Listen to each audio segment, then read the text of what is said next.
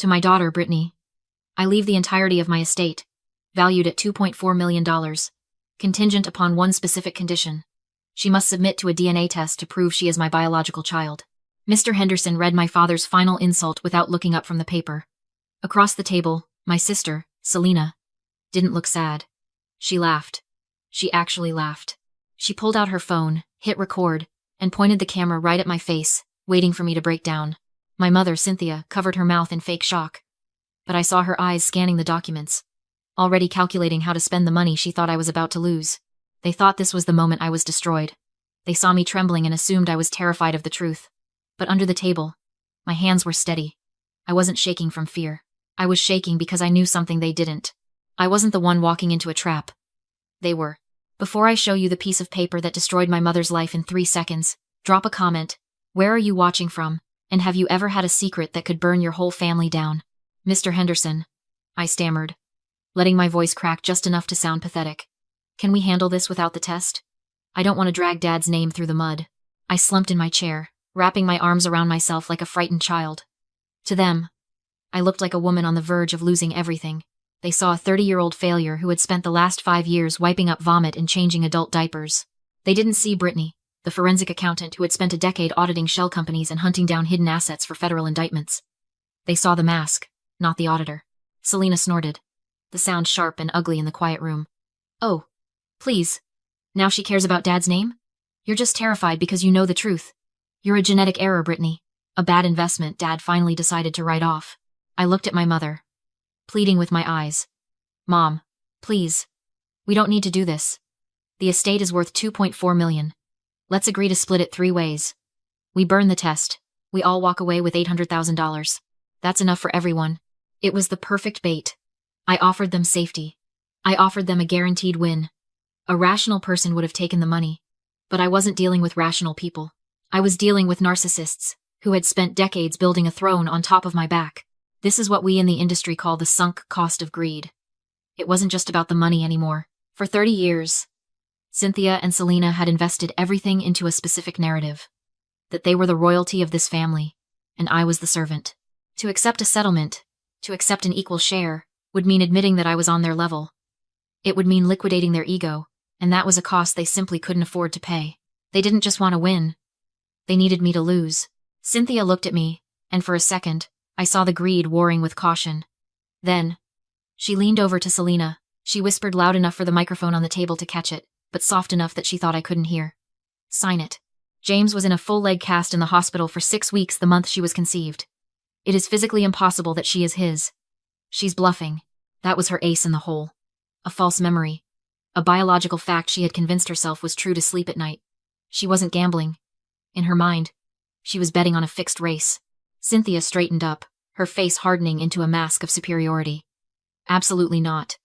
Your father's wishes were clear. He wanted his biological family to inherit. If you aren't his, you don't deserve a penny. We reject your offer. Then what do you want? I asked, looking down at my hands to hide the calculation in my eyes. We want a stipulation, Selena said, leaning forward, her eyes bright with malice. Winner takes all. If the DNA test proves you aren't Dad's, you get 0. You move out of the house immediately. You leave us alone forever. And the entire $2.4 million goes to us. Mr. Henderson looked at me over his glasses. Brittany, do you understand what they are asking? If you sign this, and the test is negative, you leave with nothing. I took a shaky breath. If that is what it takes to prove I'm his daughter. Fine. I'll sign. Mr. Henderson typed up the stipulation. The printer whirred in the corner, the only sound in the room. He slid the paper across the mahogany table. Cynthia signed it with a flourish. Selena signed it with a jagged, aggressive scrawl. I picked up the pen. My hand trembled, but not from fear. It was the vibration of a trap snapping shut. I signed my name. It's done, Cynthia said, reaching for the folder. Now, when can we schedule this test? I set the pen down. The act was over. I stopped slouching. I stopped shaking. I looked up, and for the first time that day, I let them see my real eyes. Mr. Henderson pressed his notary stamp onto the document. The thud echoed off the glass walls like a gavel striking a block. The contract was legal, binding, irreversible. While the ink dried, I looked across the table at Selena. She was checking her reflection in the darkened screen of her phone, adjusting a stray lock of hair. She looked perfect. Rested. Expensive. She looked like someone who had spent the last 5 years in Tulum and Bali, curating a feed of wellness retreats and positive vibes while I was drowning in a sea of antiseptic and bodily fluids. They say you can't put a price on family duty. I disagree. As a forensic accountant, I put a price on everything. I closed my eyes for a second and the smell hit me. Not the leather of the law office, but the phantom stench of bleach and decay that had clung to my skin for 1,800 days. I remembered the 3 a.m. alarms to turn my father so he wouldn't get bed sores. I remembered the sound of the feeding tube pump, a rhythmic mechanical click that became the soundtrack of my insomnia.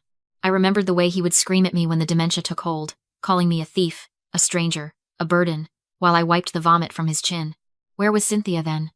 She was at wellness seminars in Sedona, spending Dad's pension on crystal healing to protect her energy from his illness. Where was Selena? She was posting throwbacks of Daddy's Girl on Instagram for likes, captioning them with heart emojis, while I was arguing with insurance adjusters about the cost of adult diapers. They looked at me now, with my slumped shoulders, messy bun, and dark circles, and they saw a defeat. They saw a woman who had wasted her prime years being a maid. They didn't understand that I hadn't just been cleaning up messes. I had been auditing them.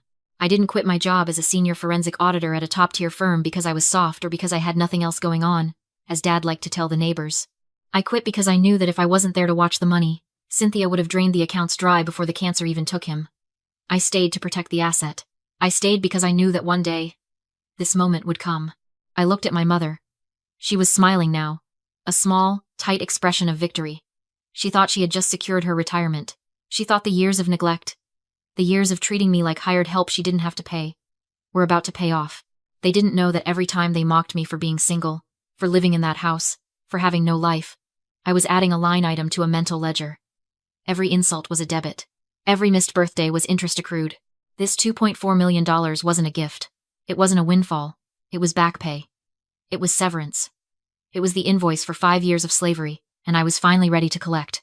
Mr. Henderson, I said, my voice dropping the tremble, smoothing out into the cool, professional tone I used to use when testifying in federal fraud cases. I don't need 7 days. Cynthia frowned, confusion flickering behind her eyes. What do you mean? I mean I don't need a week to get a DNA test, I said, reaching into my tote bag. I prepared for this. I reached into my bag, but I didn't pull out a tissue to wipe away my tears. I pulled out a heavy, cream-colored envelope sealed with red security tape. I slid it across the mahogany table until it rested directly in front of Mr. Henderson. Sir, I said, my voice steady and devoid of the tremble I'd faked 5 minutes ago. This is a certified medical examiner's report, notarized this morning at 8 a.m. It contains a comprehensive genetic analysis comparing my DNA, Selena's DNA, and the post-mortem samples taken from my father during his autopsy. Mr. Henderson looked at the envelope, then at me. He saw the change. The slumped shoulders were gone. The fear was gone. He picked up the envelope, slit the seal with his letter opener, and pulled out the documents. The room was silent, save for the hum of the air conditioning. Cynthia's smile faltered. Selena lowered her phone slightly, her brow furrowed in confusion. They were waiting for him to dismiss it, to tell me I was desperate. Mr. Henderson read the first page. He flipped to the second. Then, he slowly took off his reading glasses and looked at my mother. It wasn't a look of sympathy. It was a look of professional horror. That look was all the validation I needed. Now, I said, standing up, let me show you what he's reading. I pulled my laptop from my bag and connected it to the cable in the center of the table. The large screen on the wall flickered to life. Slide 1, I said. The screen displayed a simple bar graph. Subject A. Brittany. 99.998% paternal match to James. I am James's biological daughter, I said, looking directly at Selena. The test you demanded? I passed. The genetic error? That wasn't me. Cynthia let out a breath. A high, thin sound. She thought she was safe. She thought the worst-case scenario was that we split the money. She had forgotten the contract she just signed. Winner takes all. But Dad didn't just want to know if I was his, I continued, clicking the next key. He wanted to secure the bloodline. So, as his medical proxy, I authorized a full familial comparison. Slide 2. The graph on the screen plummeted. Subject B. Selena. 0.00% paternal match to James. Selena dropped her phone. It hit the table with a crack. What is this? Cynthia whispered, her face draining of color until she looked like a wax figure. This is fake. You forged this. Mr. Henderson is holding the certified original. I said coldly. And since you were so confident about Dad's broken leg, let's talk about where Dad actually was 30 years ago. He was in traction. You were working late shifts as a receptionist at the clinic. I clicked the final key. Slide 3. 2 photos appeared side by side. On the left, a candid shot of Selena from her Instagram. On the right, a headshot of a man from a hospital directory circa 1995. Dr. Julian Croft. Cynthia's old boss. The resemblance wasn't just close. It was undeniable. The same hooded eyes. The same weak chin. The same slightly crooked nose that Selena had spent $5,000 trying to fix with fillers. It turns out, I said, my voice filling the dead silence of the room, that biology doesn't care about your narrative, Mom. Selena isn't a Morgan. She never was. And according to the document you just forced me to sign, she inherits absolutely nothing. Fine, Cynthia said, her voice trembling with a mixture of rage and panic. She shoved the folder away from her as if it were radioactive. Keep the estate. Keep the house. Keep the stocks. I don't care. She straightened her spine, smoothing the front of her designer blouse, trying to reassemble the mask of the grieving widow. The life insurance policy is separate. It's a $1 million payout. And I am the sole named beneficiary. The will doesn't touch that. Neither does this ridiculous science project. She looked at Mr. Henderson, desperate for validation. Tell her, Charles. The insurance is mine. Mr. Henderson didn't answer. He was looking at me. I let out a low, humorless laugh. It was the sound of a forensic auditor watching a CEO try to shred documents while the FBI is already in the lobby. You still don't get it, do you? I asked, leaning back in my chair. You think Dad requested this DNA test because he doubted me? Mom. Dad knew I was his. He saw his own face in the mirror every time he looked at me. He didn't demand this test to prove who I was. He demanded it to prove who you are. Cynthia's eyes narrowed. What are you talking about? The prenup, I said. I read it. Dad couldn't divorce you while he was alive, because the prenuptial agreement you signed 30 years ago had no infidelity clause. If he left you, he would have taken half his business and the house. He was trapped. So, he built a Trojan horse. I tapped the laptop key again.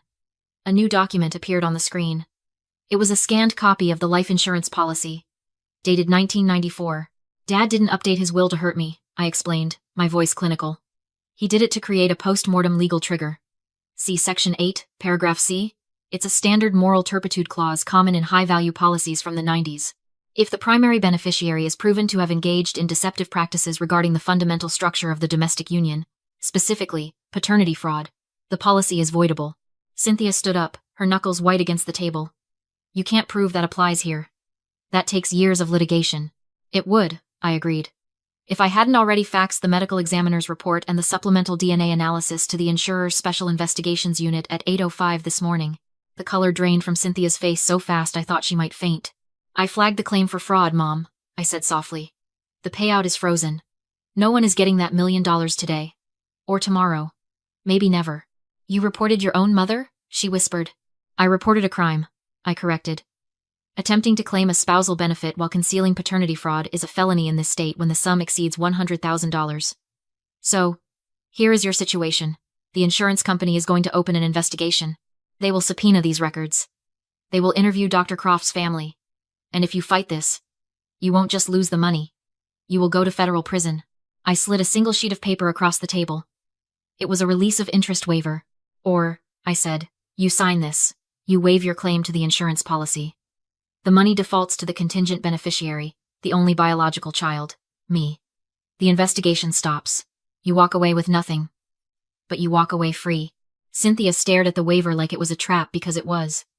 Mr. Henderson offered her nothing but silence. And Selena sat rigid, eyes fixed on the wall as if she'd already checked out. The room felt smaller with every breath. This wasn't a family argument anymore. It was leverage. And I was the one holding it. Sign it, I said. Or I call the investigator back and tell him you're contesting. Her signature came out shaky and reluctant. The pen scratching like a surrender. She slid the paper toward me with trembling hands. Suddenly looking less like the woman who ruled the house and more like someone being forced out of it. I'll take the deed now, I said, tucking the waiver away. Mr. Henderson handed me the property file. It wasn't heavy in my hands, it felt final. We're done, I said, turning for the door. You have 24 hours to vacate. Anything left behind gets donated. I honestly thought that was the end, that law and logic had closed the door. But the most dangerous moment with a narcissist isn't when you take their money. It's when you take their mask. Selena moved so fast it barely registered. 1 second she was still. The next she was blocking the exit. Back against the glass. Eyes wide and unnervingly bright. You think you can just walk away? She whispered. That spike that panic to rage swing has a name.